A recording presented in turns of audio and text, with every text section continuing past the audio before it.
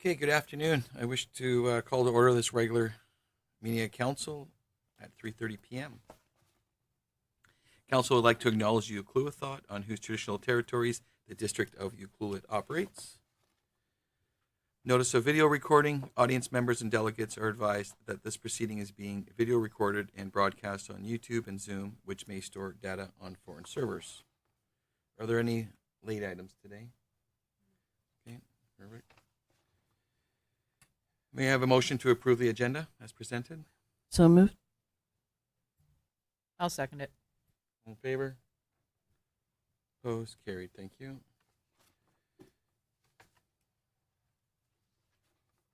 Any unfinished business?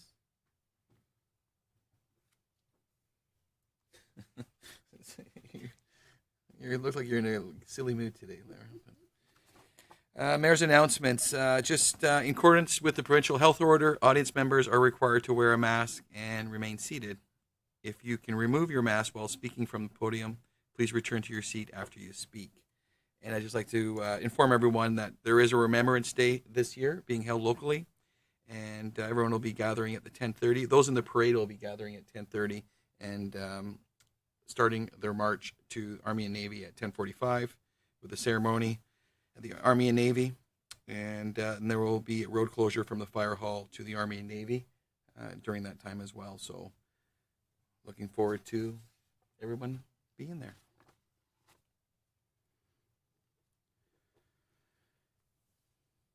Public input. Any questions from the public today? Okay. Any public on Zoom? Okay. And any in by the telephone?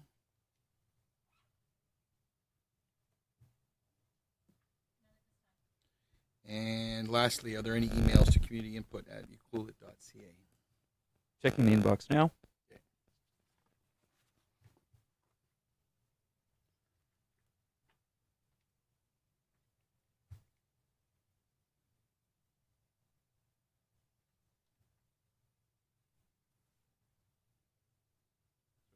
Second.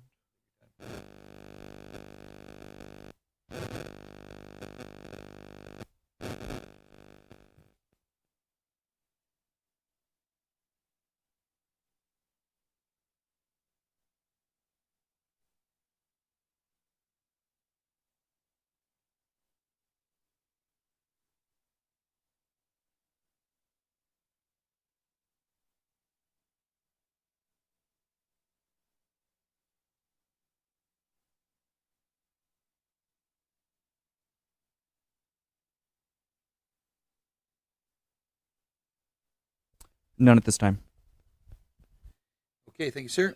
And today we have two delegations. Just a reminder to the presenters to try to keep within 10 minutes. There's no large penalty if you do go over, but we'll just try to keep it in there, okay? And members of councils may ask questions at the end of each presentation, although council will not be making any decisions at this time. So first, I wish to welcome Mr. Clifford from the is he the president of the president of the Ambulance Paramedics of British Columbia. Welcome.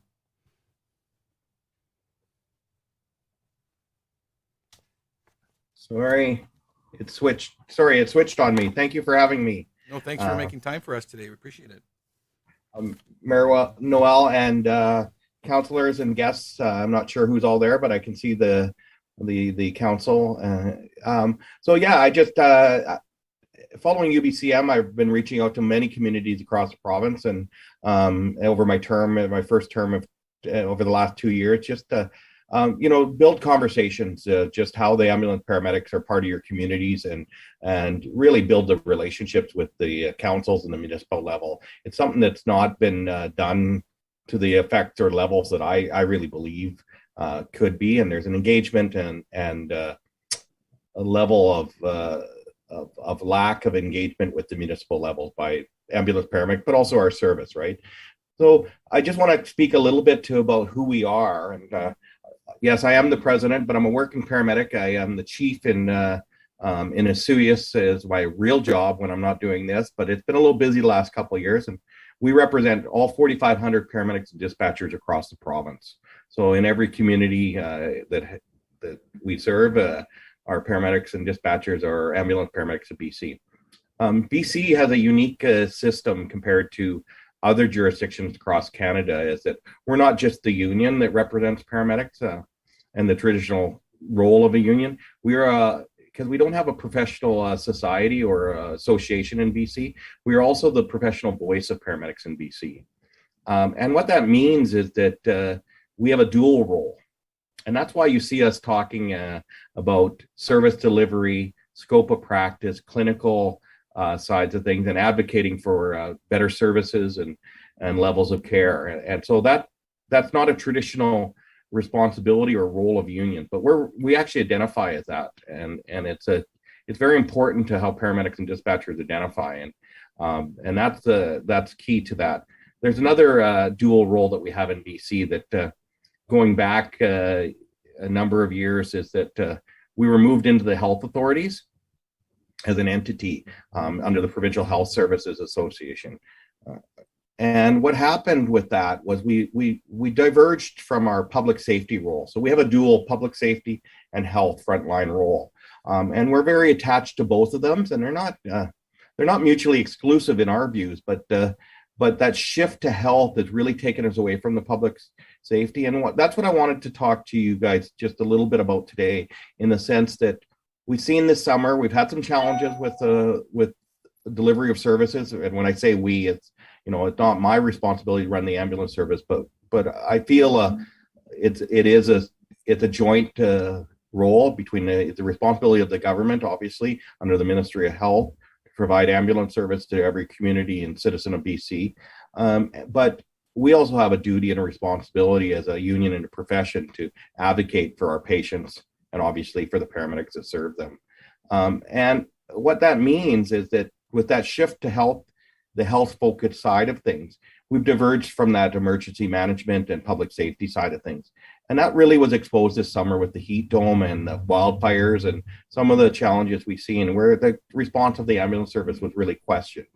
And then obviously shortly after that, on July 14th, that was late June, early July, and July 14th, the minister announced some significant changes to the governance of the ambulance service and enhanced resources put in community. So, for instance, one example was the addition of a 24-hour ambulance in Tofino, just up the road from you, and with that also leading from the previous negotiated scheduled on call, which has its challenges, and it's been implemented in Euclid there. But those are some significant improvements around the province to additional full-time transition from on-call model to more full-time meaningful work. So these are all things that we're responding, but what that emergency management and that is that we've diverged from that coordination in a community like yours, for instance, that the three emergency services need to work within the municipal government should we have a disaster or emergency preparedness, that we need to be able to open up EOCs and have those. And the whole premise of that is emergency preparedness is planning, preparation, and that joint collaboration and integrated responses to any disaster or major event, or just being prepared. And that's something I'm looking for your help with, to better help the new governance model with the BCHS board and the leadership, to get us back to that relationship that we used to have better at the community level. And some communities are better than others, because of the people, probably more so than any structured systems in place. So those are the kind of things I wanted to talk about. And then how we can advocate. And I've had success around the province, with smaller communities, but also some of the larger ones, in advocating for increased service levels. So moving to more full-time models. So for instance, you're still on the scheduled on-call model, but do we need to look at enhanced service delivery, such as what's happened in Tofino for communities like yours? So those are the kind of things that I like to work with the municipalities with, and I think we have mutual interests in making sure that citizens of your community and your guests have the services they need from an ambulance service, but also in supporting your local first responders and public safety partners. So I have a package that I'll send out to you that sort of talks about some of our roles and who we are, and that gives a little more expanded information. But really, that was the extent of my presentation, to open up a conversation and build a relationship with yourselves so that you know who you can go to. I usually try and bring some of the local regional people just so you have a better connection with that. But unfortunately, they could not make it today. So you just get me. So I'll leave it at that. And if you have any questions for me, or I can expand on anything that you feel you want a little more information on. And it's really about building the relationships, is how I've taken the approach in this role that I'm in. Do you have any questions for Mr. Clifford? Mr. McEwen? Thank you for attending today. The criticism over the ambulance service during the heat dome, was that primarily because of lack of people, lack of staff to cover the emergencies? Yeah, so it obviously it's a complicated situation. For a long time leading up to that, we've got a couple of issues, and one of our biggest issues is recruitment into the profession. We're not, because of that precarious on-call model that we have that's historically delivered the services, we aren't getting people that are willing to step up and work for the $2 an hour model. So we are already facing significant shortage in a lot of rural and remote communities, particularly because that's our intake area. So what happened was we were already short-staffed or under-resourced or not filling our ambulances, a lot in metro and the larger centers, but in a lot of rural and remote communities. And what happened was that when you added the increased call volume as a result of the heat dome, the additional responses, and shortly after the heat dome fall on the shortness of shortly after the opening up of the province, which we saw spikes in our call volumes. So coupled with the increased call volume, the additional heat related incidents, and the opening up, it put us in what I'm describing as a sort of a perfect storm, but not in a good sense, right? And so all those factors sort of came to a head that during that period that realized that, and then questioning the ambulance service, not opening the EOC, or really even responding to being prepared as best they can. And you know yourself from emergency preparedness, is opening an EOC when you're anticipating a major event or something like that is key to being prepared and planning. And that was called exposed. The ambulance service didn't do it. And that's what really questioned the public, the media, and even the minister questioned the response. And that's why he responded. So it's kind of a combination of all those things. Is the easiest answer for you. Great, thank you. No, I guess the big one for us in Euclid, I think you nailed it, and I do appreciate it. You were very short and sweet, but I think you nailed on some of them, and we're very fortunate in this community to have some key people that happen to be keeping your the station. Does that mean you got to go? Yeah, and I think I think you have articulated it perfectly, and you understand the challenges, and obviously every small town would love to have a couple more full-time paramedics, but I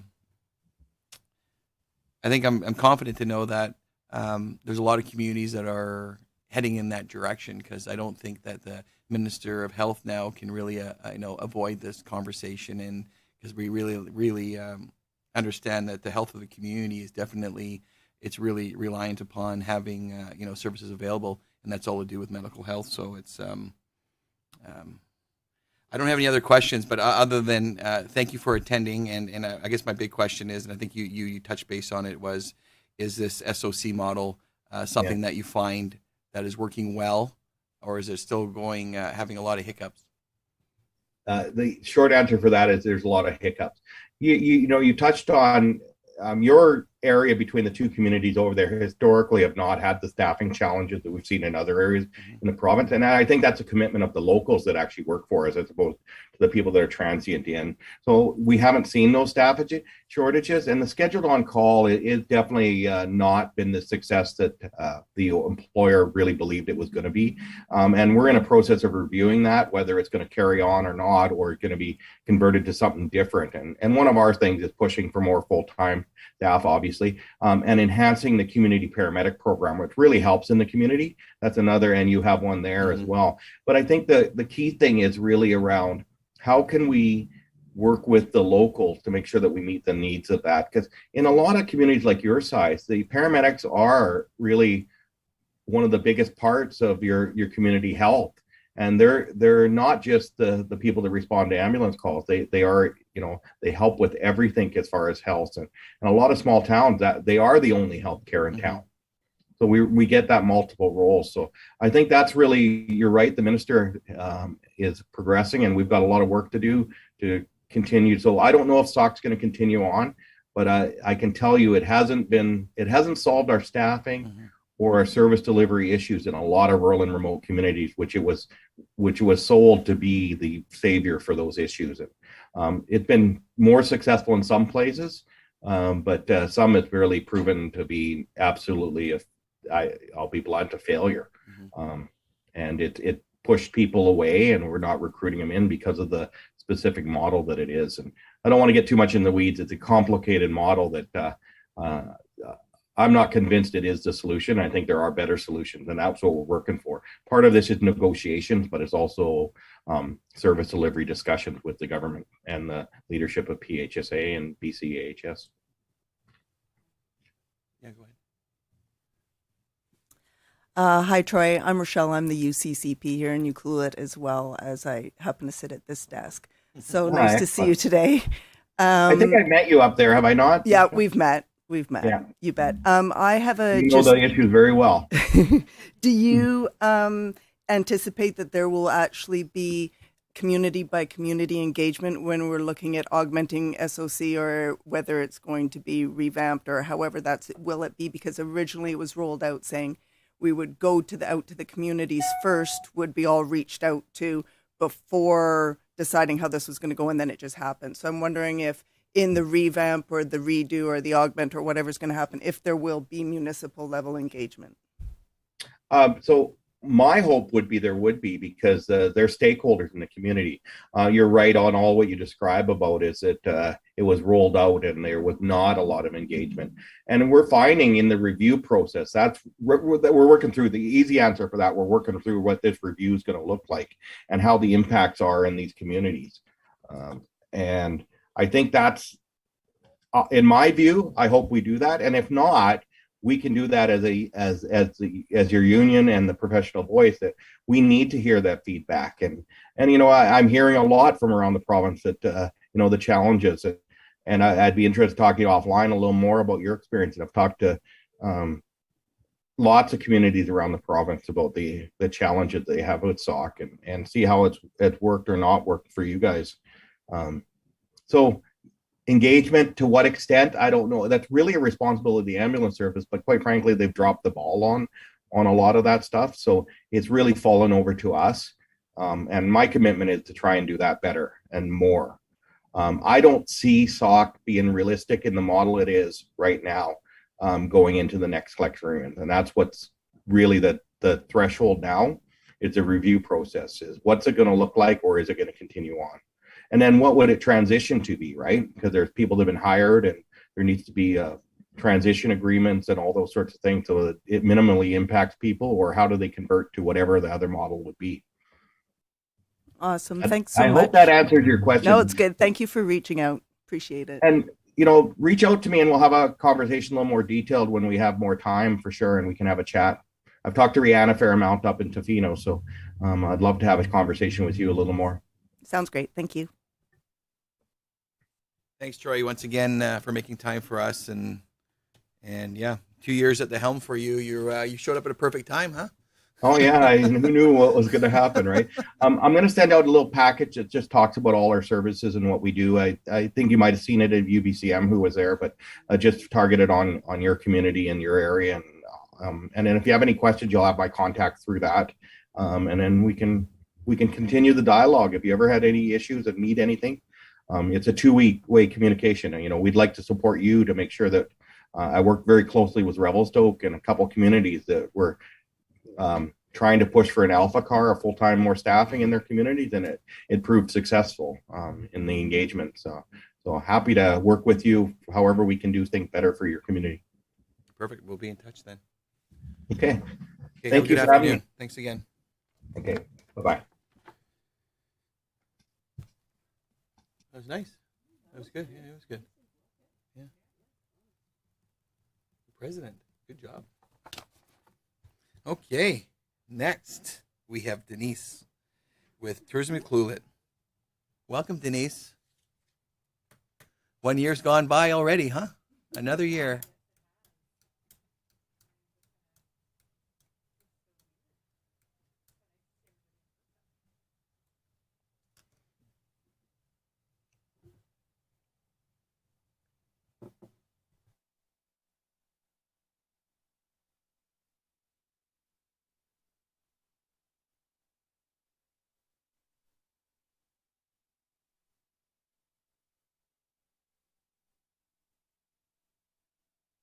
It's more or less for the people watching, so you want to make sure the mic is turned on.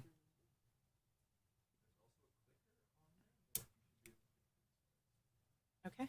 There you go. Is that better? That's wonderful. Thank you. Okay. One moment. Okay.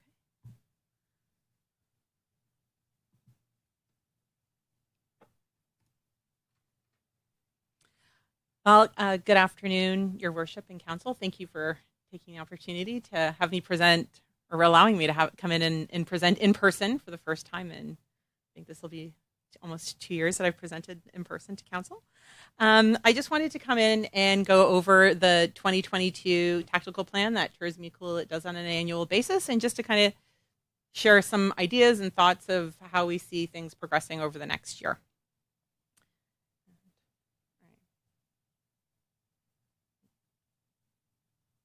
Where am I waving, Joey?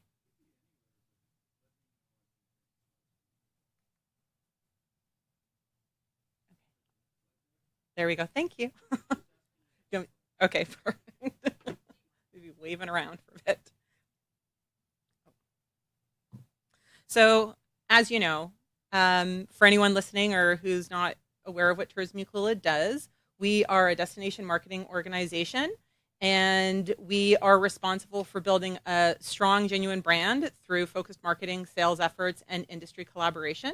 We are a contractor to the District of Euclid, and effectively our role is to help increase the length of stay, visitor yield, and encourage return visits to help support our local business economy. And our primary focus, which it has been for quite some time, is about expanding the shoulder and off season. Everyone is aware, like, summer is quite busy throughout year over year, and so for some time, Tourism Euclid has not actually actively advertised that time period. We recognize that wasn't fiscally responsible, and so we've tried to move into shoulder and off seasons to help smooth out the transition and the volume of traffic that we see, so we don't see these big peaks and valleys. So that's continuing to be our focus for next year as well. Our primary market are short haul markets. It's been a while since I've presented in person. And we primarily focus on Vancouver Island, the Lower Mainland, Pacific Northwest, as well as Calgary, Edmonton, and some areas in Ontario as well. We are responsible for managing the brand of Euclid and further to explore destination development opportunities. And we also are responsible for running the visitor center that is located at the out of the junction. And we work with all of our societies in town, as well as the district, Tofino Parks, Tourism Vancouver Island, as well as Destination BC. Joey, could you move to the next slide, please?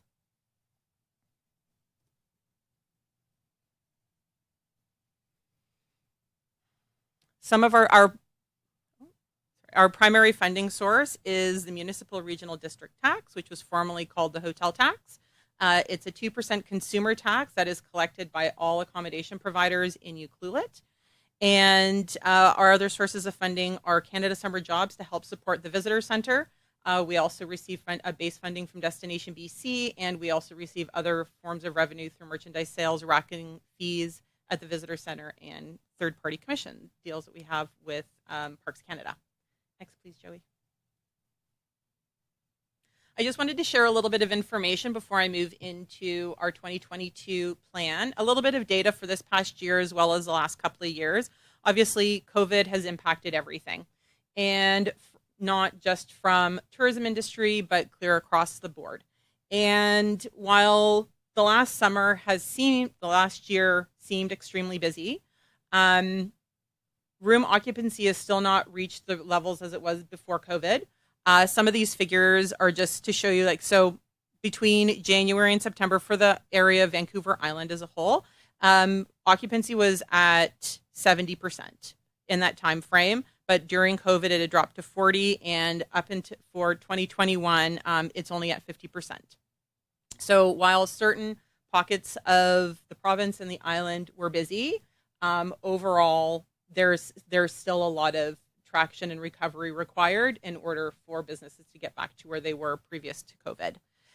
Just as an example, traffic to BC ferries was overall down by 1.5%, but it was up in July, 43% over 2022, over 2020. MRDT revenue compared to 2019. In 2020, Tourism Euclid only received 64% of what it had received in 2019. And this past year was, to date, we received about 80% of what we historically received.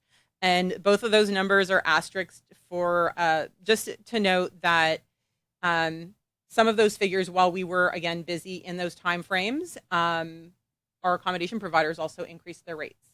There are other mitigating factors that, while it looked good and we did receive those funds, and it does certainly help with us in rebuilding and helping support our stakeholders, there are other factors that also benefited the fact that we were able to receive a higher amount of revenue than a lot of other areas in the province. What we did see in visitor services, that we had an increase in 18%, even though we were closed for the first quarter of 2021. The numbers were coming back and people were coming in actively looking for information in the area. We do continue to operate in limited hours and until further notice. Just so everyone is aware, we are only operating on weekends. I unfortunately am, like everybody else, extremely limited in staff and am only able to operate when I have somebody available to work for me. So for now, thank goodness that we're in the shoulder season and the off season, and we'll be open on the weekends. And as all the COVID restrictions start to lift, we will be changing the volume of visitors that are actually allowed in the building. But up until last month, we were still following the limited numbers of people within the building. Joey, next slide, please.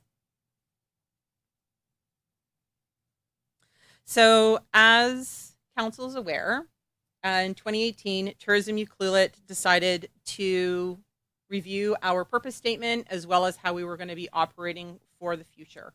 And one of the things that came to light was the way that we were portraying the community, what our expectations were of visitors coming to the area, and we wanted to make sure that over the long term that Tourism Euclid was sending the right message and bringing the right consumer to the area to still respect where we lived, to ensure that there was longevity in our tourism economy.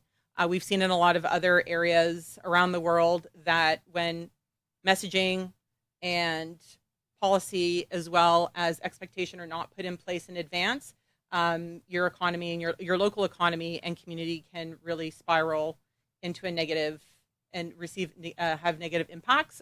So we decided to move forward and start to change the way that we were sending out our messaging. Joey, if you could change it to the next slide, please.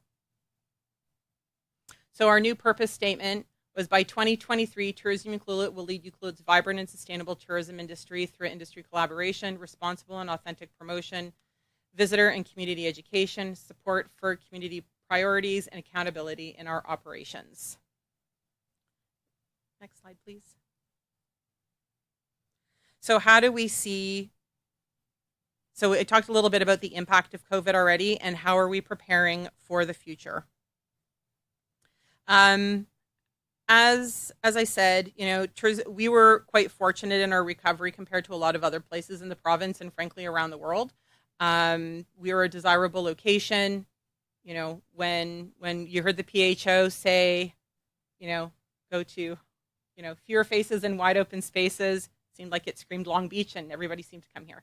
And while again that was beneficial for our business economy, it also brought to light some of the impacts that were happening to our locals as well. We saw an increase in camping. We saw an increase in backroad activity. And this past year was definitely reflective of the impacts of a lot of people coming to the area with limited accommodation and availability and supports in place to manage that. Some of the things that we had also noticed is that there was a 30% increase of people coming to the island overall this past summer. And a lot of those factors were people were allowed to travel again. People were trying to move away from wildfires and come to areas where they felt comfortable. The van life is still very much an active part of the tourism economy. People are traveling because they still have the ability to work where they want to and when they want to. And so all of these things were adding to the additional backroad problems that we were seeing. And while there were waves of uncertainty coupled with like strains, what we were noticing is that even though it's still busy right now, what the board we've discussed, and it's, you know, for our plans for next year, what we're noticing is that the international borders are going to be opening. Well, they have opened. If we keep on having rain like this, the snow will be phenomenal in the mountains, and there will be other mitigating factors that could potentially impact tourism here for next year.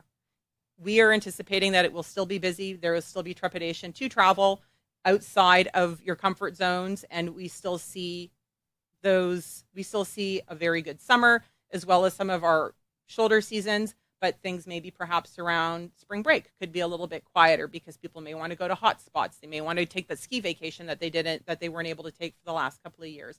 And so those are some of the things that Tourism Euclid has been discussing when it came into our budgeting, as well as some of some of our plans for next year as to how we're going to sort of just manage those situations as they arise. Next slide, please, Joey.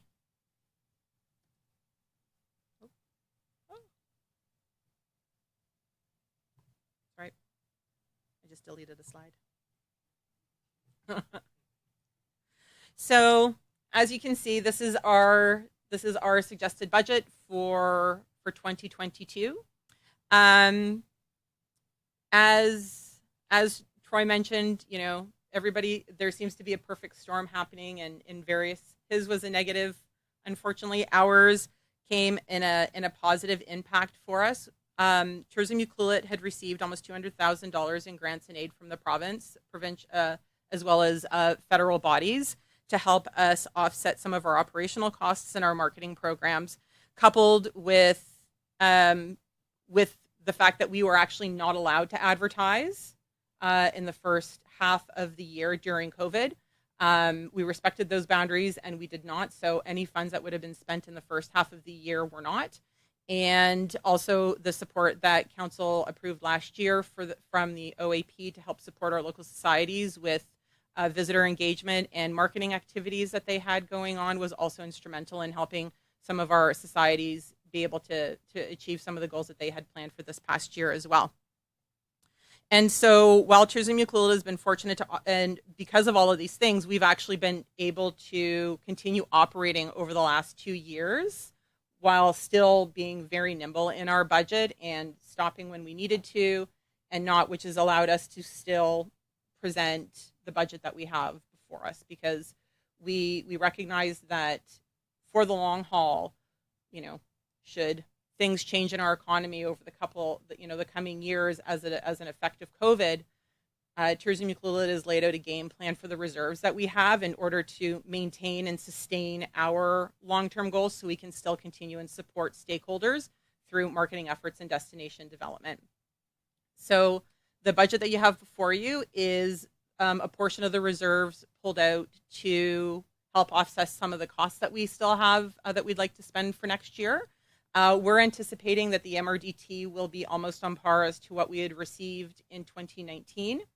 On the online accommodation provider platform, we seem to be bringing in close to 6 figures on an annual basis as to what has been received. And then our other revenues are those other merchandise contracts, additional additional revenues that we receive through the visitor center. As you can tell, our largest portion of our budget is marketing and destination development, which will continue to be. Visitor service costs have increased to $176,000, which makes up a quarter of our budget, and a large portion of that budget is actually supported through the MRDT, even though we will be reimplementing stakeholder fees at the visitor center for 2022. The MRDT does still offset quite a substantial portion of that budget. Administration fees are just generally operating, and then the affordable housing is a flow through which goes back to the district for the affordable housing funds. Joey, could we move to the next slide, please? Sorry.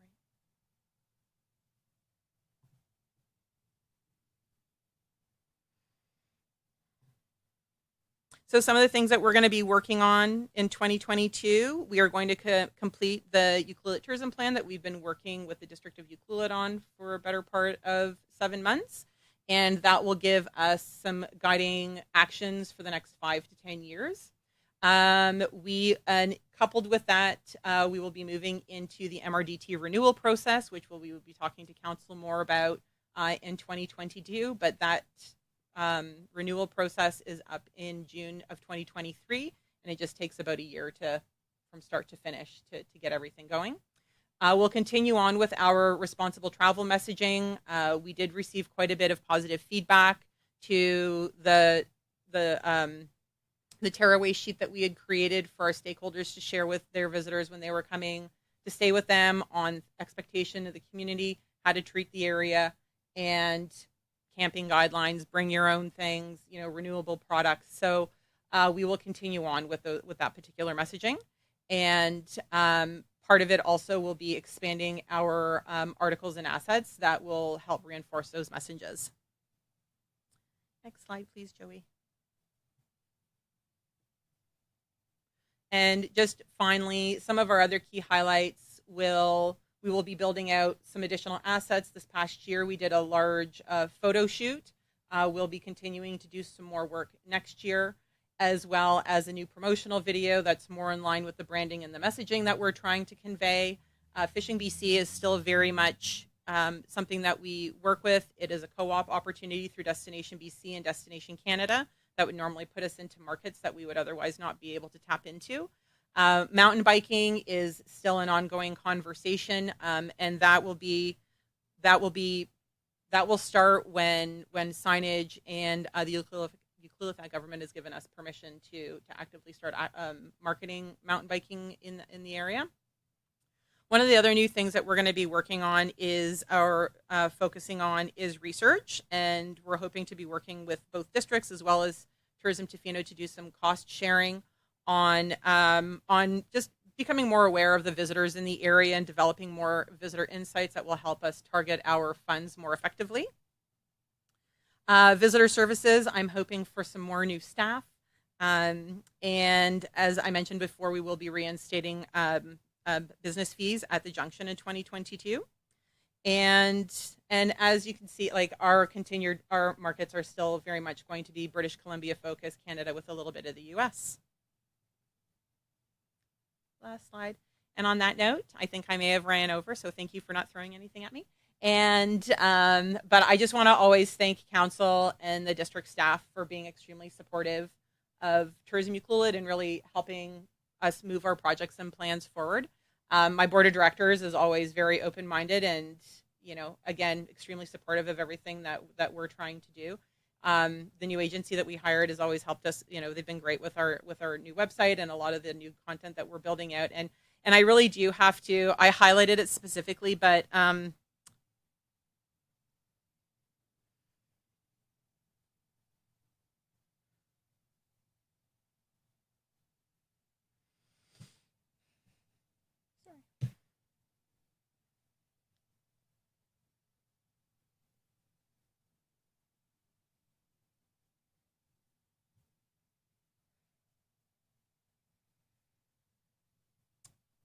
this past year has been pretty challenging.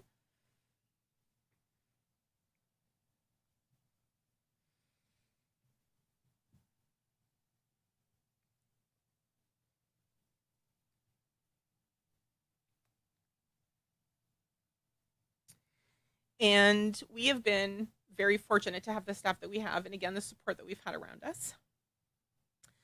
But I've had one person, and Evelyn Grilly, I have to really give her special kudos for her really being, for a 17-year-old high school student, has really been the cornerstone of the visitor center for me. And really without her, I don't think that we would have been able to function the way that we have. So I'm sorry that I'm getting kind of choked up about that, but she has been really instrumental in keeping that facility open, even if it's just been on the weekends. And so I just really wanted to take this time to acknowledge her for that. So anyways, if anybody has any questions, go ahead. So thank you. Well, what's her name? Evelyn Grilly. Evelyn who? Oh, Grilly. Got Yeah. it. Yeah. She also has a magnificent voice, by the way. if Yes, you she haven't heard does. her sing. Yes, she does. Yes, she does. So thank you. Sorry about that, but it was It's all good. she's been pretty instrumental out there for me for this past year, so including last year. So anyways. I'll ask a question. Okay. Just for clarification, on the first page of your the handout that's in our package, Yes. one of your objectives was to increase MRDT revenues by 3% annually. That doesn't mean that you're going to ask the accommodation providers to collect 3% instead of 2%. That's just assuming that you're going to have higher revenues from people raising their rates and maybe some additional accommodation providers coming online. Well, it would be a combination. It would be, that was more so in tourism Euclid having effective campaigns in place and bringing more visitors to the area. So for longer stays and those sorts of, and so that was more the notion behind that. But obviously, you know, if accommodation providers do increase their rates, that will definitely benefit and meet that target quite easily. Great, thank you.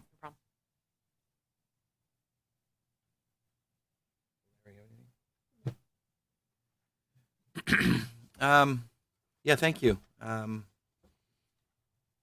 You know, this is this has been a big transition. You know, you've got through the year. Are you crying? You still crying? Are you okay? No. You get a Kleenex or something?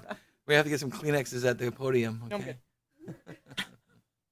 But yeah, thanks, Denise. Again, you know, just like the earlier presenter, your organization as well. You have a couple key people, including yourself, that really keep the flag off the ground, and you do lots with less.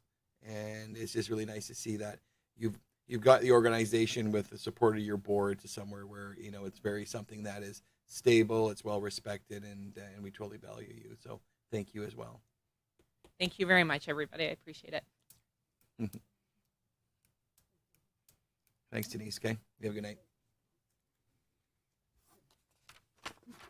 Okay.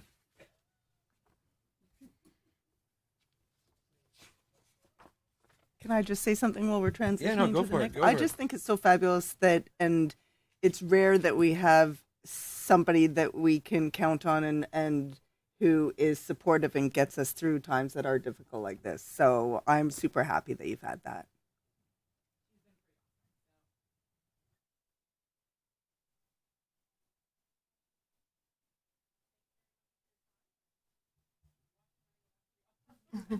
Thanks, Denise. Take care. Her new office. Has everybody checked out her new office yet? Yeah. Pop. Okay. Okay, we got 4 reports here today. The first report is from our Director of Engineering, and it's regarding Corps Engineering and Associates Limited contract renewal. Welcome, Mr. McIntosh. Thank you. Good afternoon, Mr. Mayor and Council.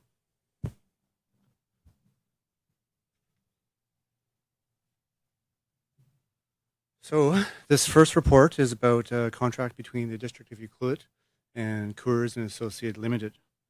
In 2017, the district agreed to receive engineering consulting civil services from the contractor under a fee-for-service manner for a 5-year period. That 5-year contract has expired. It expired in the summer of this year and hasn't been actioned since. So it leaves a gap in civil consulting engineering services. District staff have requested and received from the contractor a proposal to extend that contract by 2 years. It's important to note that Coors and Associates Limited is a civil engineering firm located in Parksville, BC, and they've been providing services to the district since 1993. Their service is as long as it is trusted and good value for money with district staff. So today's report is asking council to consider a couple of options concerning that 2-year renewal option on the contract. Option A is to direct staff to renew that contract for a 2-year period. Option B is to direct staff to issue a new RFP for civil consulting services. And option 3 is to just leave it be and do nothing. Recommended options from staff is option A to approve the 2-year renewal on that civil engineering consulting contract. With that, I'll leave it with you and take any questions that you may have. Questions to my left? Pretty straightforward. Councillor Cole, you have a question? Yeah, I'm The just question curious. look. We're not bound by any rules to that when things like this are up for a renewal that we do put it out there again to the world, or it is just our choice to obviously just say we'll renew that and we're not going to do a new RFP. We're not stepping on any. It's a very good question, and it ties back to rules in the community charter that relate to procurement, as well as the district policy and disposal procedures, procurement and policy disposal procedures, rather. So district staff have checked all the boxes, confirmed all those documents, and looked at all the conditions in detail, and bring this forward to you today, in that we aren't crossing any barriers or boundaries that would put anybody in conflict. Are you ready? Oh, you had that look. You're going, okay. I feel like you're leaving today. Thank you for answering the question the way you did there, Mr. McIntosh. Councillor McEwen? I will move recommendation 1 that council approve option A to authorize an extension of the fee-for-service contract between the District of Euclid and Coors and Associates Limited from May 26, 2021 through to May 26, 2023. I'll second that. Second by Councillor Kemps. Any further discussion? All in favor? Opposed? Carried. Okay. Our second report provided again from the Director of Engineering regarding the Water Distribution System Improvement Implementation Plan. Wow. And, this one is, yes, close to all of us. Close to us. So go ahead. Let's talk about it. Thank you. So this report provides an update to council concerning the water distribution system, the water quality, the water system practitioner review recommendations. By the way, those go into effect beginning January 2022. Council will recall in 2021 expressing concerns over the water quality. Long-storied concerns, but increased in this year. So that resulted in a contractor, a specialized consultant, being hired by the district to come in and review the operations and maintenance of that water quality and that water distribution system, rather. He provided a report to council that included immediate, intermediate, and long-term recommendations that span about 10 years, and again begin in January 2022. And he believes that once those recommendations are completed, of course, they will improve the water quality for the district. Staff have now reviewed those recommendations, estimated costs on all of those items and recommendations, considered the water budget, completed an implementation schedule, and then lastly, completed a communication schedule as well.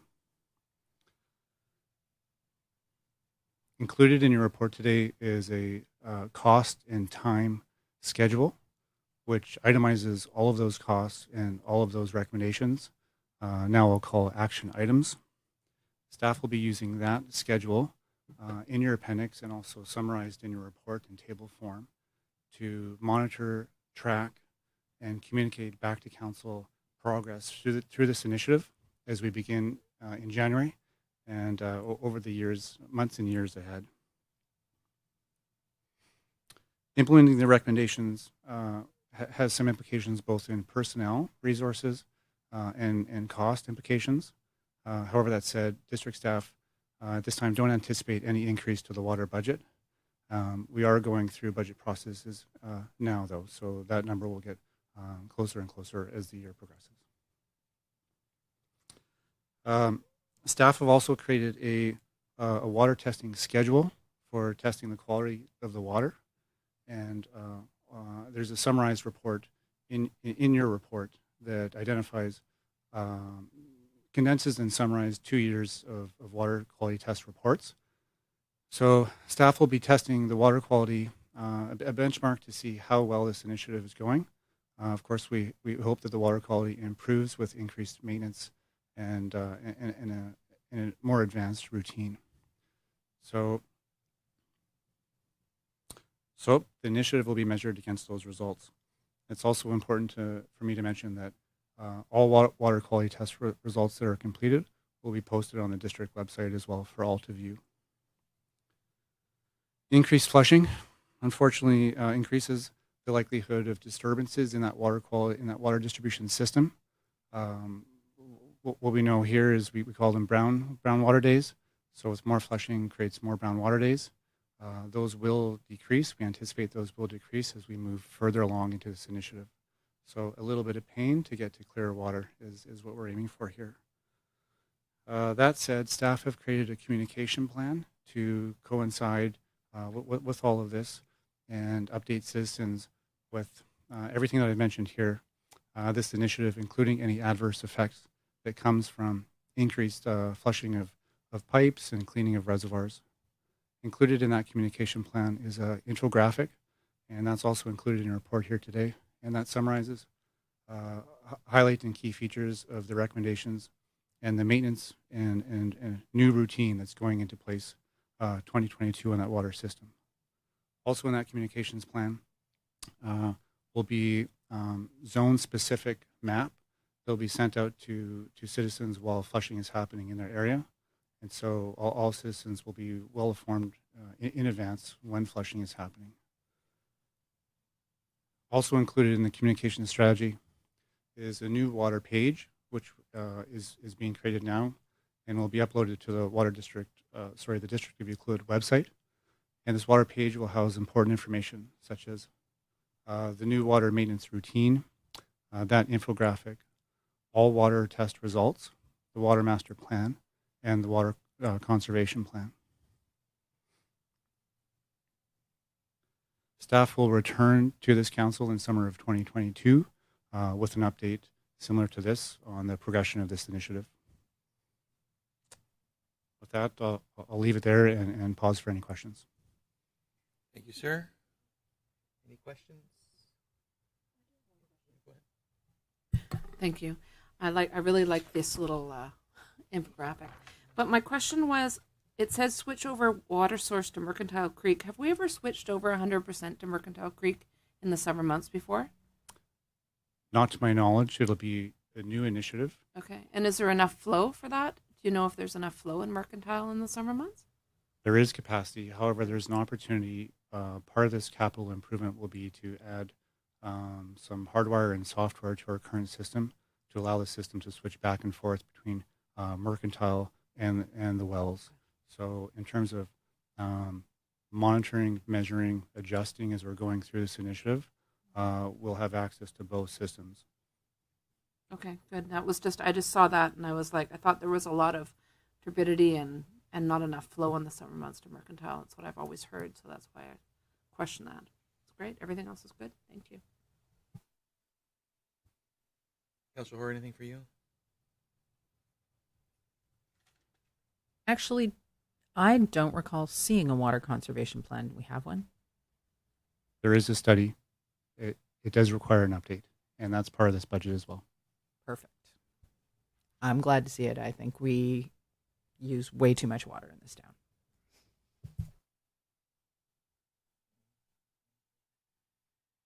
Yeah, this is well received. That's obviously it's nice to see a cleared out plan, and I do appreciate the way you've laid it out to us here today, but also, the communication. And I think you understand the importance of this conversation. This has been something that's been going on for a couple of decades, and you're coming in a timely fashion. So all eyes are on you and your group there to kind of to start getting these action plans into action, and I'm glad to hear that in our fees for services, it appears that we have enough there to tackle this without any kind of negative impacts for the residents, which again is another big win. So thanks to the two of you for that. Thank you. Yeah.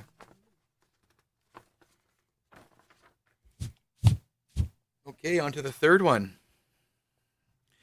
Meeting is not right without Mr. Greg presenting to us. So next is a provider from the Director of Community Planning regarding planning, building, and bylaw department activity report. Welcome, Mr. Greg. Thank you. Through the mayor, this is really an information report and a little update on the activity within our department. I think there's a couple of things that the report will sort of confirm. One is that we get paid by the graph, and the other is that we've been experiencing a bit of a boom in visitation and real estate activity and development and building. That these are indeed busy times, and as I've commented before, not what we would have predicted at the outset of a pandemic.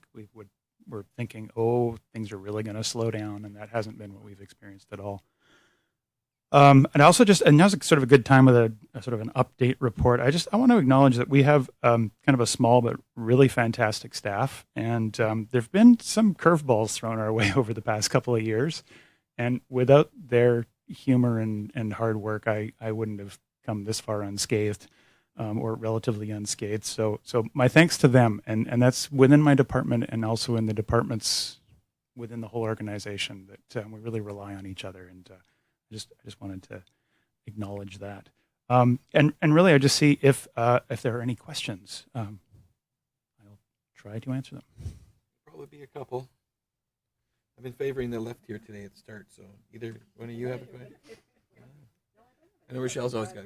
Councillor Cole's always got something. You have any comments, either one of you? No, but I do notice the drinking intoxication in the bylaw interactions really did a shrinkadoo. It was. There isn't those two sort of. We like the donut graphs. They're it's not statistically comparable as apples to apples because there's different number of people over different time frames. But the overall sort of flow of and comparative amount of those calls, it really did pull out that the fire ban had this impact because they weren't the beach fires. All of those calls sort of disappeared, but with it, a lot of the drinking in public, which tends to be clustered around a beach fire often. So yeah, that was a interesting little piece that came out of this.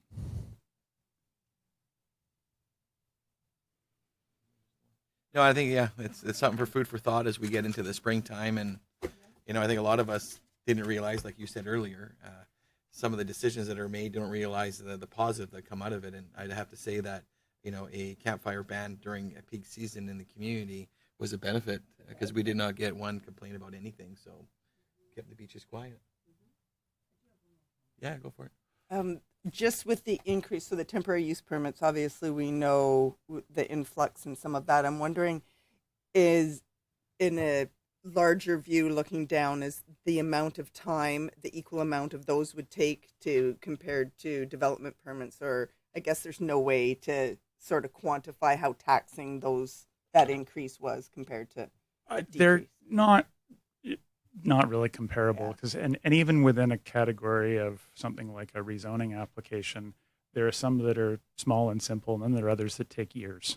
So that it's overall it sort of shows a general trend, but and yes, the temporary use permits, there are obviously a large number of them. We kind of asked for it, but I think that was a worthwhile sort of pilot project to see how that goes, and we are following up and As of this week, that first batch will be expiring, and so there's some.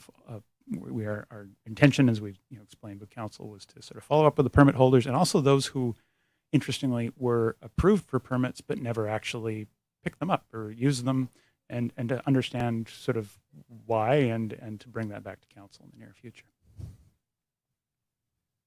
Councilor McEwen? Great, thanks for the report. It's really excellent, and I was particularly surprised with the extra revenue due to building permit and development application fees. $48,000 more than projected. That's pretty amazing, and good for the finance department. Or the planning department, which probably would like to add more staff. And I think I just wanted to end with it's great to see the growth and talking to me, Mr. Lawrence this morning, it was just the fact is you guys have been doing a remarkable job, your team, and it's nice that you got some capacity with bylaw now that kind of clears that up a little bit, and now with the new the hire of your new building inspector, which is going to someone that of, it's going to minimize the learning curve, and you kind of get off running. So I think it's great. So it's very evident in having this kind of documentation is what do we need to as council give your department so you guys have the tools in order to react quickly to this growing industry. So I imagine you'll have all sorts of dreams and aspirations when the budget's before us here in the near future, and we're here to support you. So thanks again there, Mr. Gregg, on this one. Thank you. Okay. And our fourth report is just October checklisting. Any questions, comments? Hearing, seeing none. Okay, moving on. Legislation, we have two for today. The first one is by the Director of Community Planning, is regarding District of Euclid zoning amendment bylaw number 1284, 2021, lot 16, Marine Drive adoption. Mr. Gregg.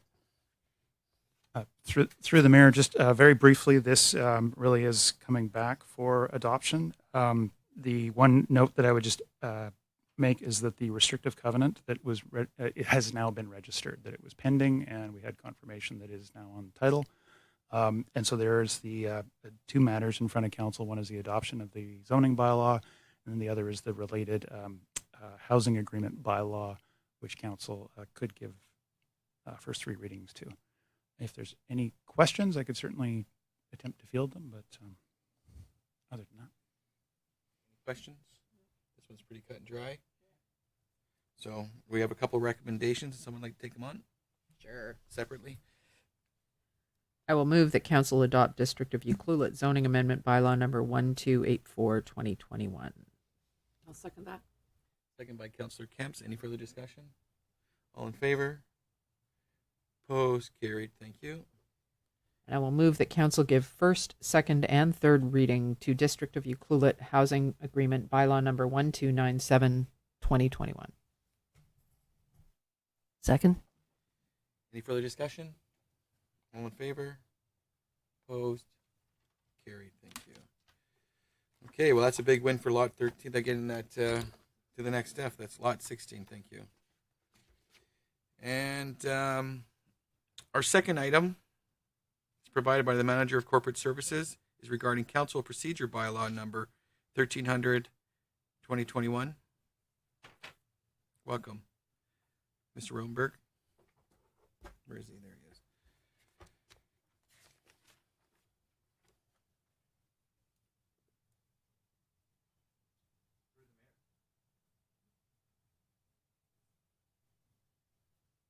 Through the mayor. It struck me 1,300 bylaws. It's a ton of bylaws for a little town, huh? We're not the ones creating them. It comes from your side of the podium, so just remember that.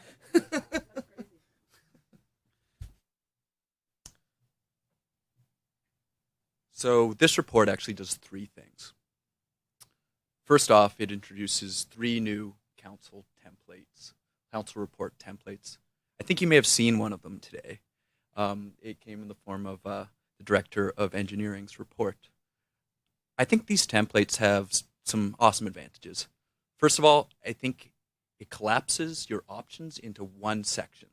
So you can see the recommended option as well as the alternate options right there in front of you.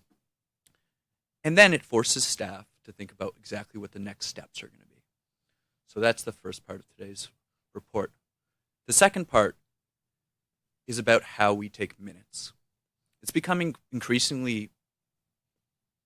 pretty regular for municipalities across BC to take action-based minutes rather than anecdotal minutes. Right now, our minutes strive to summarize what was said in point form. And our concern, inevitably, and my concern always, is that we've missed the point. So what we're looking at today is to do two things with the minutes. The first would be to move to an action-based set of minutes. The way I foresee these minutes is that, first of all, they would include the resolutions adopted by council. The name of the mover and the seconder would not be included in that set of minutes. That would be pursuant to our procedure bylaw, as introduced today, the draft procedure bylaw. And the second part of it is that we would only capture the resolutions that are made. The other part, and this is a caveat to what I just said, is I think we'll still capture the name of the individual from the public who speaks. So if Joe Rotenberg came and they spoke regarding a particular temporary use permit or a public hearing, a matter that was subject to public hearing, that person's name and their position regarding the application would be introduced. But other than that, these minutes would be significantly pared down. There are obvious staff time advantages associated with that. The other underlying advantage is what I just discussed, and that has to do with staff not having to interpret what was said. And I think one thing that really supports this is the existence of our recording program and the fact that these meetings are recorded so we can hear exactly from the horse's mouth what was said. So that's the second part. Now the third part is a rewrite of our procedure bylaw. And there are some technical things that have been rewritten, and you'll see that all of those things are tracked in the redlined version. And then there's some big questions for council to consider today. I think I'm going to address the big questions to make sure they're right in front of you, and then see if there are any questions that you may have for me. So I think, or in my mind, the big questions are these. Should the public input section of each agenda be removed? We found in the past that from time to time the public input section is confused with the public hearing section, the temporary use permit section.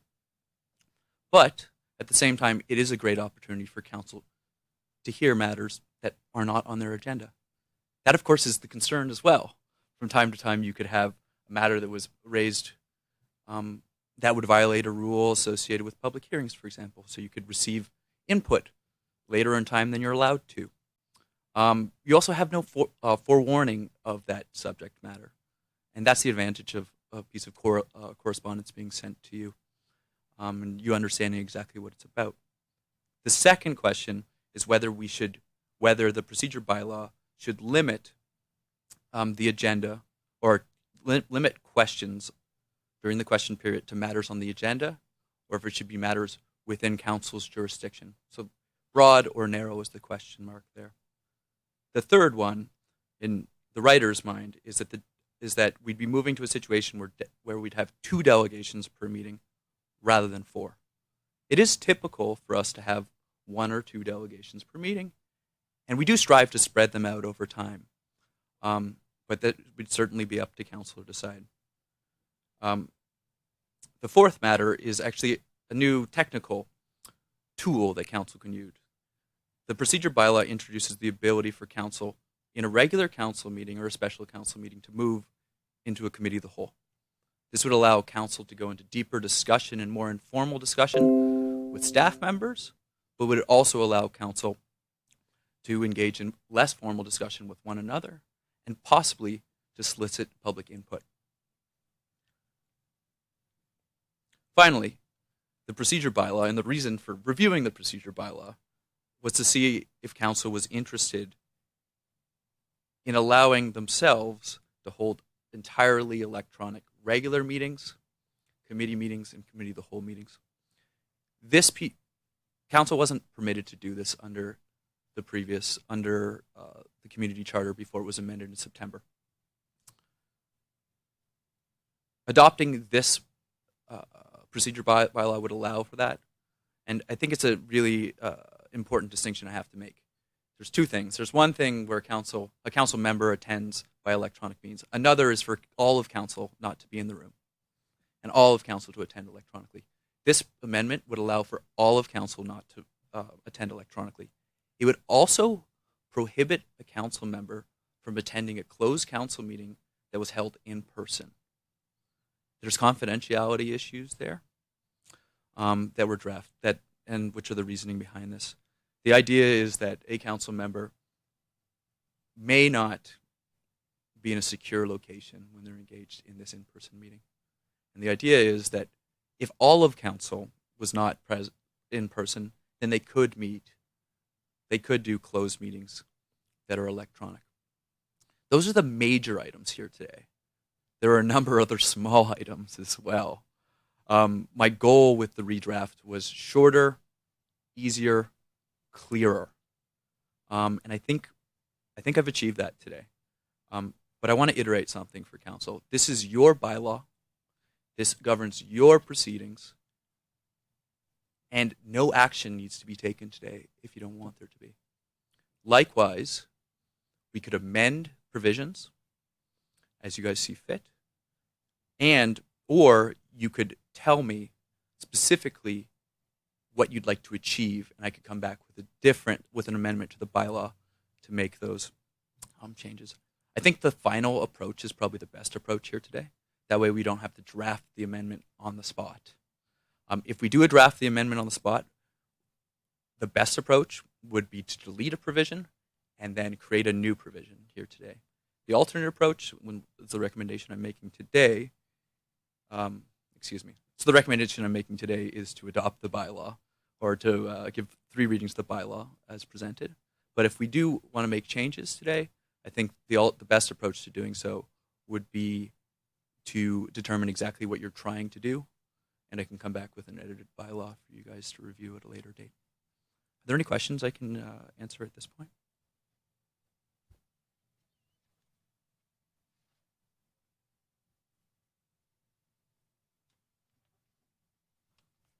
I'll just make a motion to take a 5-minute recess. Second. All in favor? Opposed? Carried. Thank you.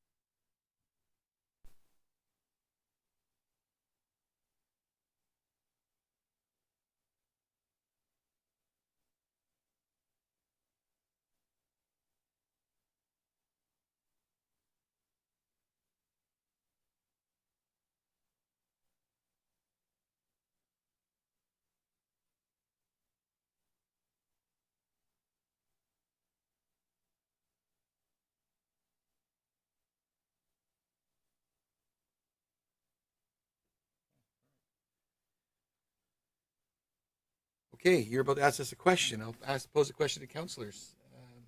Any thoughts or what you're hearing, seeing? Councillor Hoare? So I'm just, as you've presented it, we could attend a regular meeting. Like I could attend. So I'm visiting my mom and a regular meeting occurs. I can attend that electronically. But as this stood, if there were a closed meeting that was associated with that, I could not because I would not be present in person, correct? That's correct.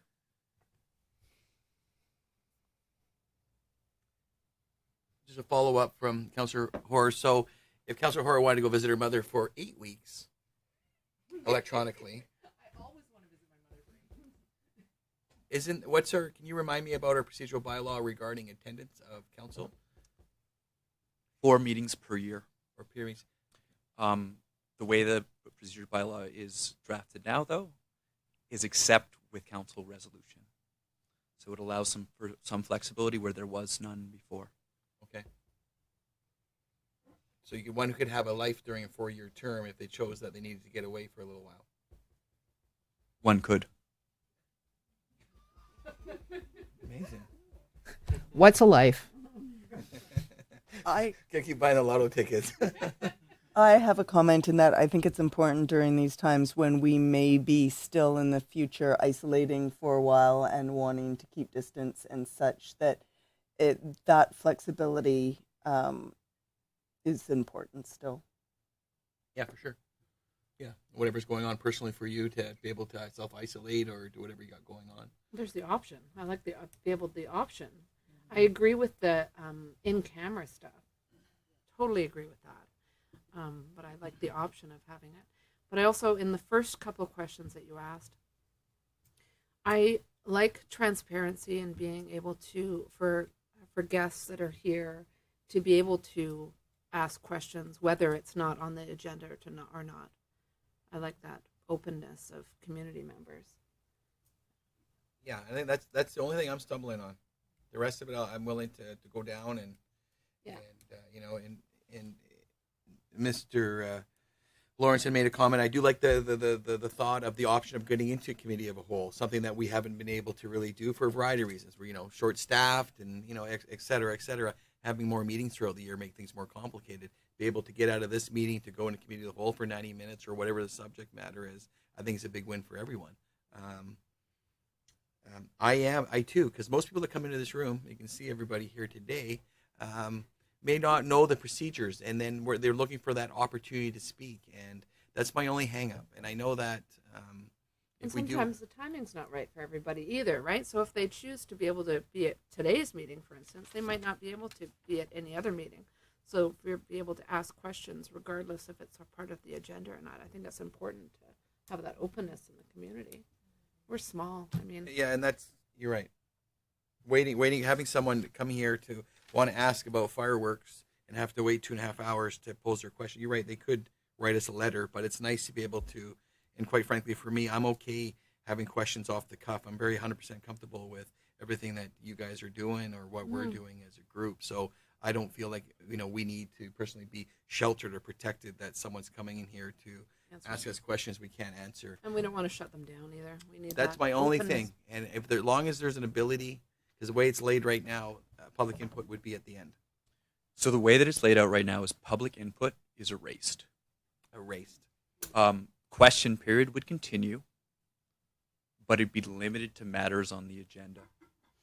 The way that it was drafted initially was it was any matters within council's jurisdiction, within their power, with the exception of questions related to public hearings that had already occurred, the statutory limits. I like having that option though. But I just want to continue that, excuse me, I apologize for that, that public input would be deleted under the draft here, and it could be reinserted.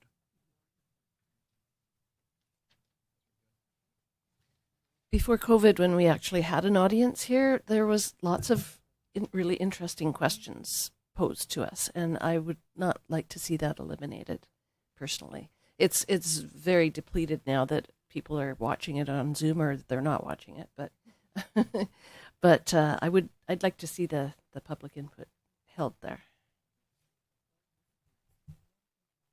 Lots of head nods on that one.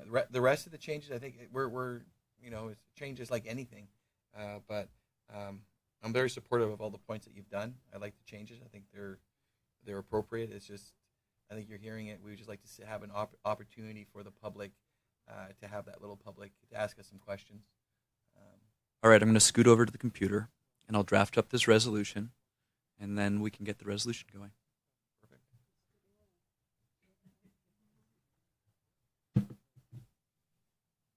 Small town. Huh?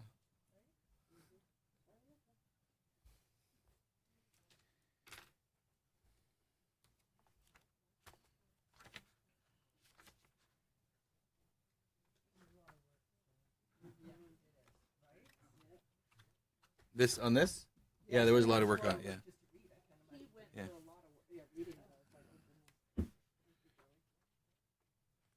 Well, he's kind of putting together what he's seen in his time here, right? So these are all benefits.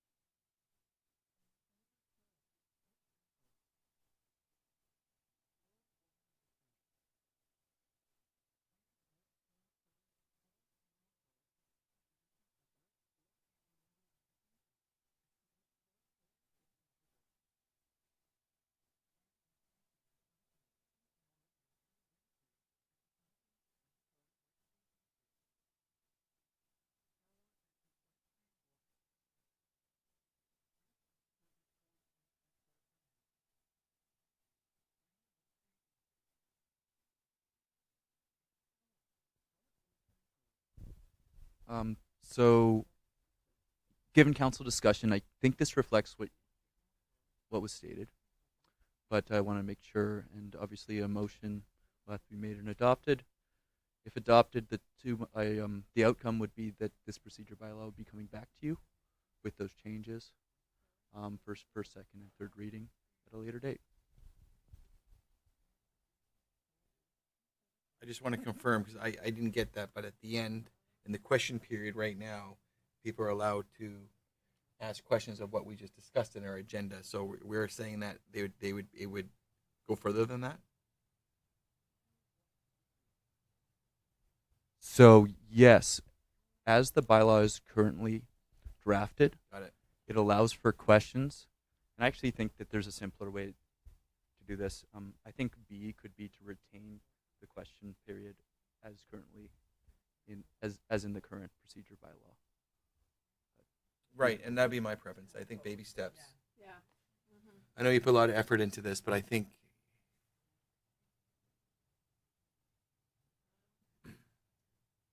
leaving it status quo.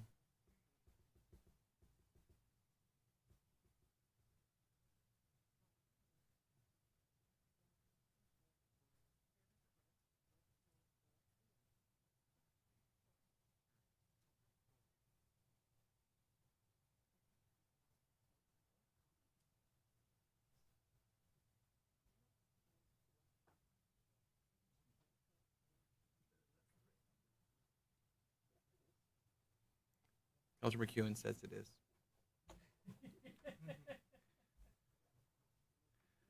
She's one person I would trust about being punctual about it.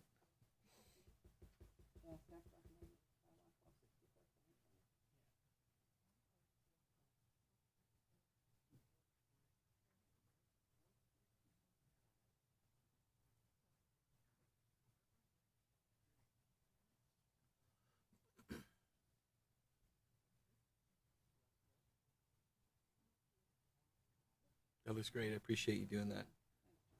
I know you wanted to go the other way, but baby steps for us on that one. But it'll be good. Okay, everybody happy with that one? Would someone like to move that recommendation? Sure. I will move that council directs staff to redraft District of Euclid Council Procedure Bylaw number 1300/2021. A, to retain the public input section of the agenda. B, to retain the question period as set out in bylaw 1264/2020. And further, does that need to be separate? No, you keep going. It's fine. That council directs staff to present the redrafted bylaw at a future meeting. I'll second. Perfect. Any further discussion? All in favor? Opposed? Carried. And thank you, Mr. Rotenberg, for putting that effort into that that subject matter, updating those. We appreciate that. Okay, moving off to correspondence. We have 5. Anybody like to pick any out for discussion? No?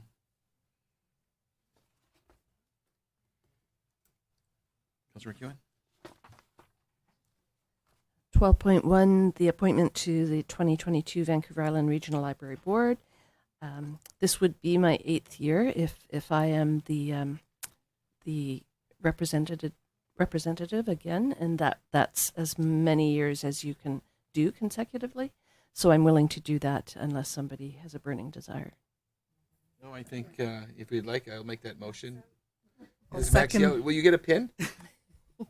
I'll get a book. Oh, you get a book? Okay.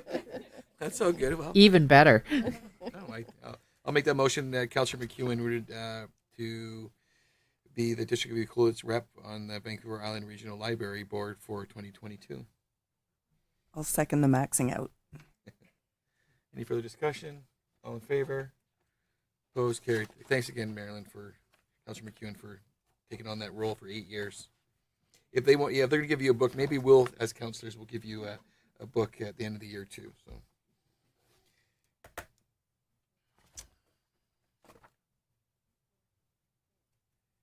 There's a couple more if you guys don't mind. I'll just actually go through them. The City of Victoria letter from, to me, it's a no-go for, or anyways, it's not for us to push that on to businesses. I believe the third letter, if I can keep going on, regarding fireworks, I believe we're going to be getting a report from the fire chief, which will address some of these things. So don't need to get into that too much dialogue. The fourth one here regarding Whiskey Landing, I believe that staff through me, and may have a question for you, Ms. Monteith, is that this has already come before us. I believe it's been sorted, and now it's coming back, and I don't believe it needs to be revisited by staff to come out with a solution. So, do we need to send them a letter indicating that we just said that? That I just said that? Because they're going to ask what, should we be sending a letter reply here that? Mr. Mayor, we can respond to the applicant here. Perfect. I think it's been dealt with. So, perfect. Thank you for that one. And again, the fifth letter. Obviously being familiar with this building and stuff, I imagine it's coming to us because there's probably been some conversations with staff that regarding Peninsula Road and some line marking. I would just I would hope that you'd be able, maybe you have a suggestion here. Again, this will go to our operations department, and they'll get in touch with Ardent Properties and having discussions there. If it's within our purview and we can act on it and it makes sense, then we'll follow through with them. Perfect. Thank you. We okay with those?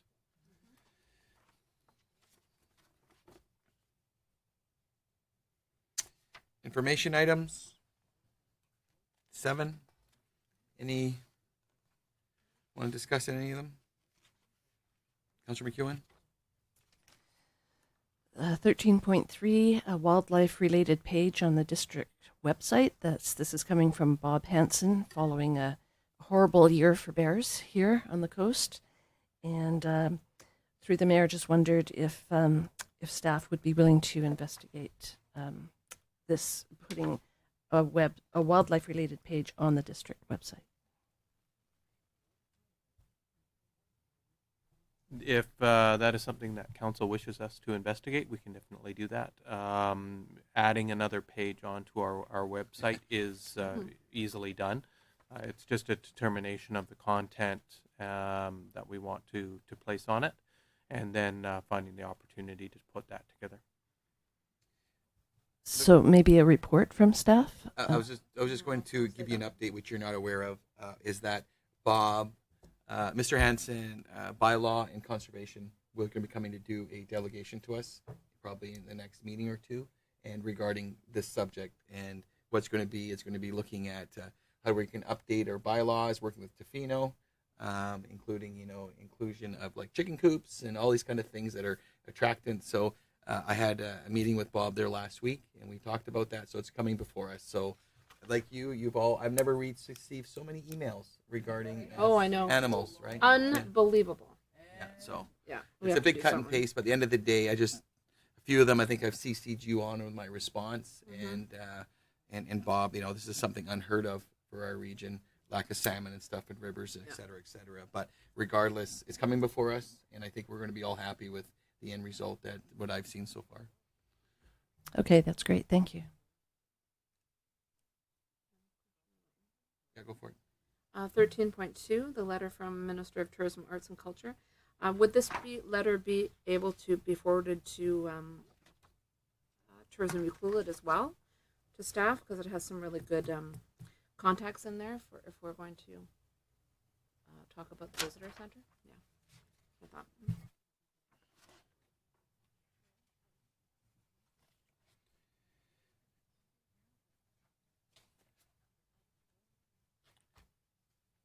Any other ones?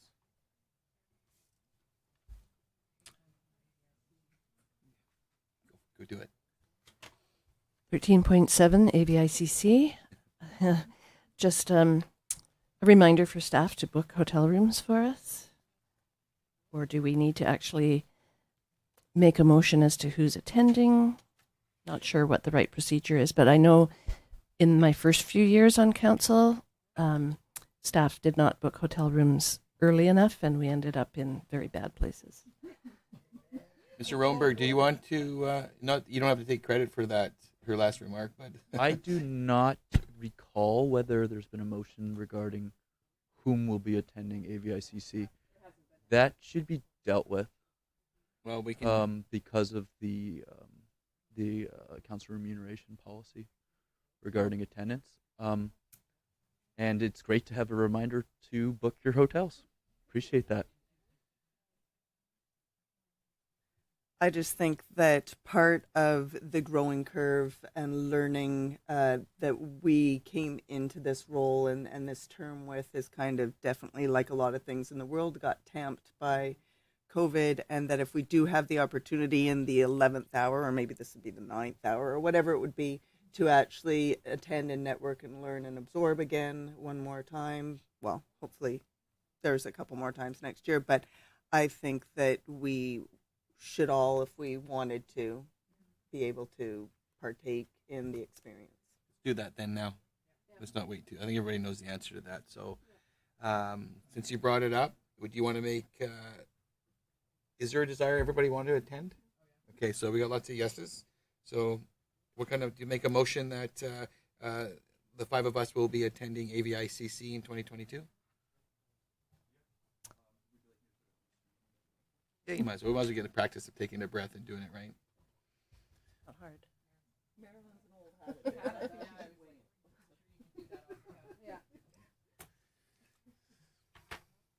While he's putting that up on the screen, LGLA, is that an in-person as well in February?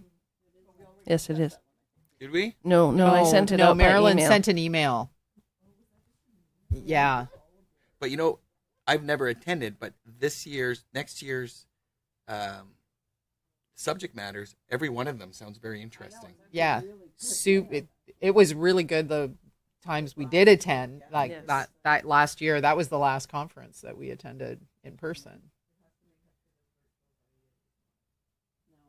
Oh, yeah. We'll get that time back. Okay. Should we? We'll get to the LGLA one after this one.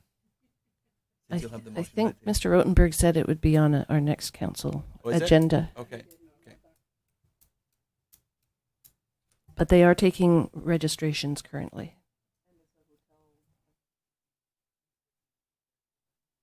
That's in February, yeah.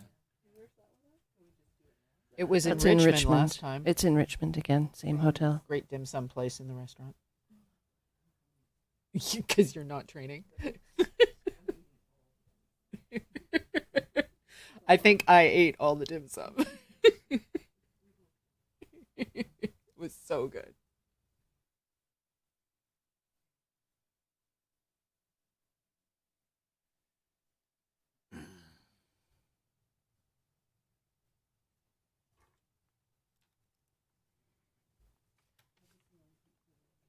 That's not mine. Okay, I will move that Councillor Cole, Councillor McEwen, Councillor Hoare, Councillor Kemps, and Mayor Noel be approved to attend the 2022 annual AVICC conference in Victoria. I'll second. Any further discussion? All in favor? Opposed? Carried. We're looking forward to that.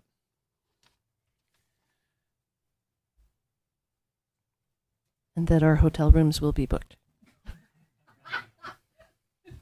Short walking distance is what she's saying. Okay. How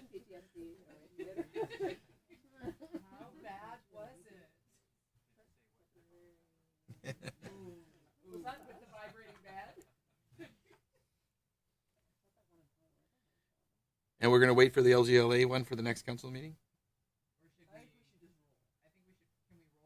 Are you all right with that, Mr. Rotenberg?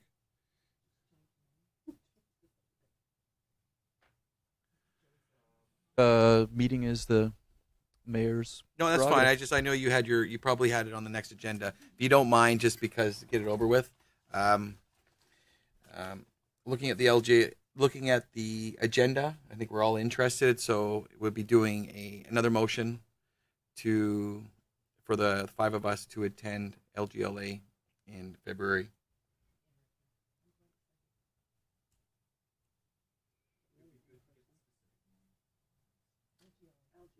LGLIA, Local Government Leadership Academy.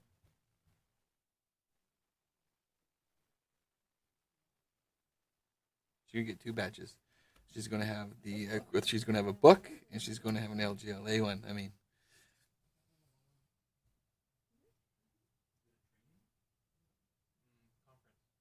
Conference.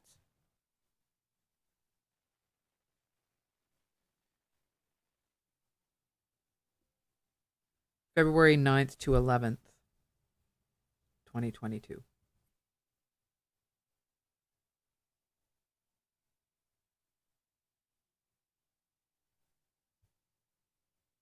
In Richmond.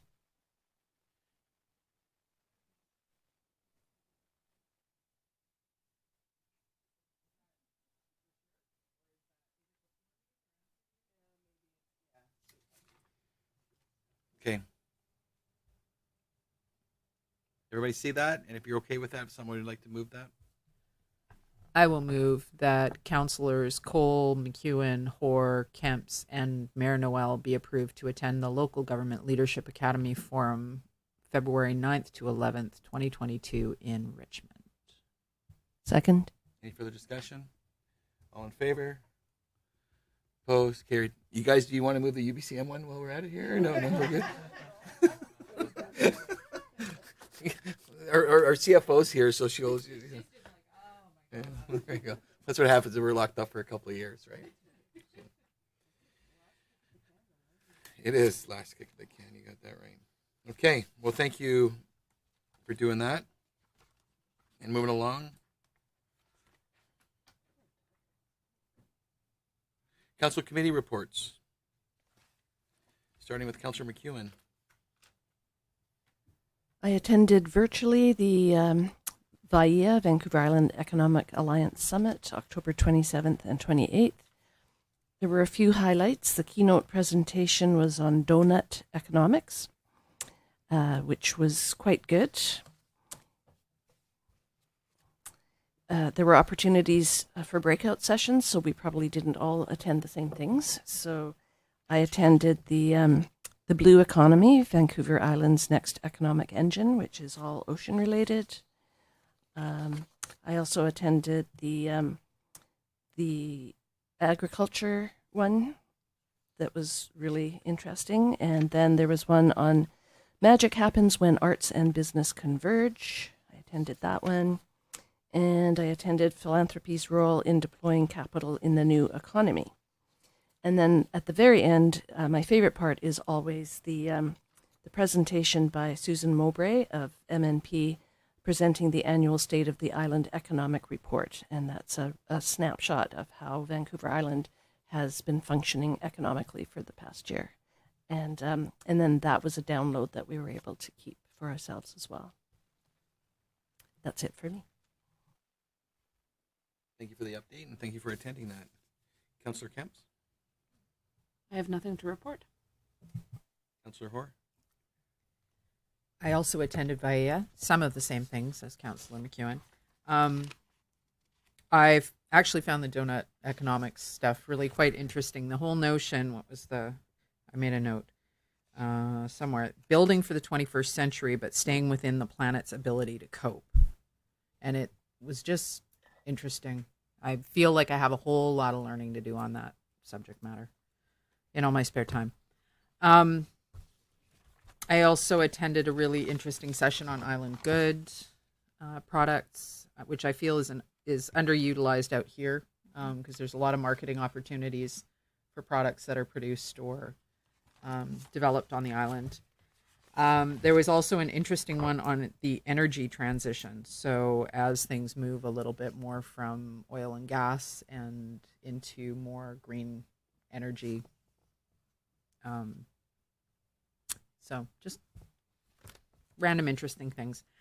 As well, I attended the Wild Pacific Trail Society meeting November 3rd. The board is recruiting anybody who is interested in sitting on the board.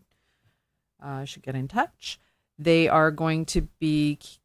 currently don't have anybody in their education role, but they are going to be keeping up their social media presence by using Tanya Nestruk, who was the naturalist, to do some posting through the winter.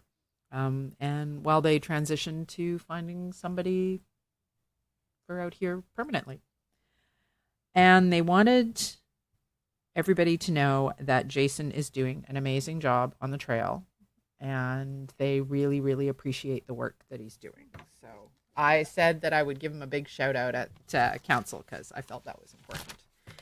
And I want to share this little piece of tourist logic that one of the board members was headed up the Lighthouse Loop, and there was a person clambering over the gate at the lighthouse. And when asked, when it was pointed out to them that the gate was there for a reason to keep people from going there, the response was, "This gate wasn't here when I was here the last time." So that's the tourist logic. And Good answer. yeah, kind of loved that one, so I had to share.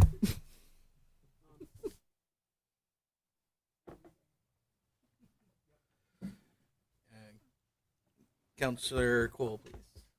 So I'm going to segue into that story with my story, my takeaway from Bahia, which the donut economy was the highlight. I didn't get to take it all in because I had ACRD as well, but it led me to come home and have a conversation at the family dinner table, which turned to Timbit's soccer conversation, and that I just realized that donut holes don't make Timbits, that they actually make that. It's not like when your grandmother makes them and you get the donut hole out and that's what becomes a Timbit. They actually purposely just make Timbits. They're not the middle of the donut. So the donut economy, that's where it went for me. That was my takeaway. I was more productive the rest of the last couple of weeks with the West Coast Family Coalition meeting on the 3rd. I had forestry. What's the proper? The whole that was the modernizing forest policy. So they had their session, their engagement session. So I caught most of that, right down to the berries and mushrooms becoming the forestry topics. And that's it. Oh, and the main road survey that came out. So did anyone else get a phone call? Are you going? No. No, you it's got a phone happened. call? It was today. They actually tried calling me yesterday, and I was busy, so they said that they'd call me back, made a time to call me back, and called me back today after lunch at our scheduled time. Yeah, so, yeah, and it's really simple. They have it laid out, and you have the places to comment and the ratings and everything. Yeah, so if you get a call, I recommend it. It doesn't take long. That's it. We love talking about the highway. Talking about the highway, how beautiful is that new section they paved, huh? They can keep working on Kennedy for another 5 years if they keep doing that. So, go ahead. Just a question, Councillor Cole. When they were talking about, I'm just going to, grab your mushrooms comment.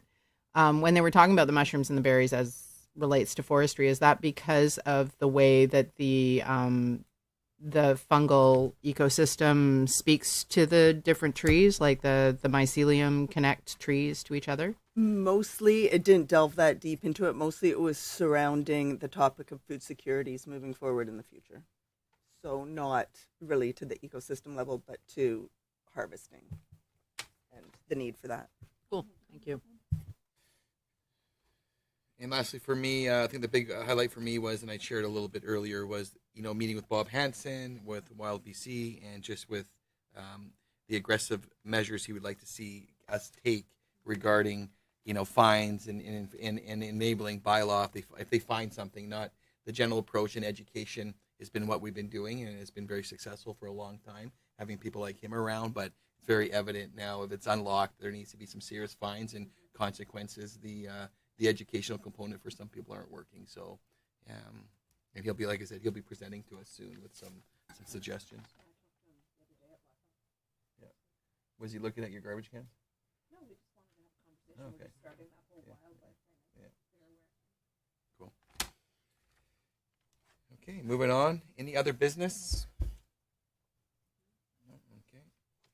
Question period. Anybody have any questions in the audience? We'll start with the audience members. And then we'll go to any Zoom or telephone.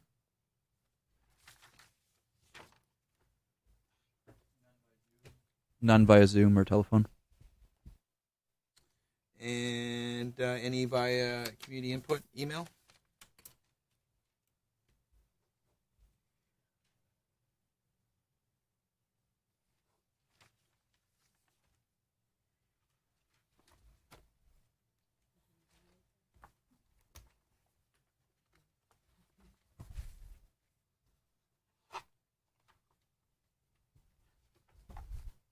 None by way of community input. Okay, so those that are listening in, thank you for attending today, and we are now adjourned.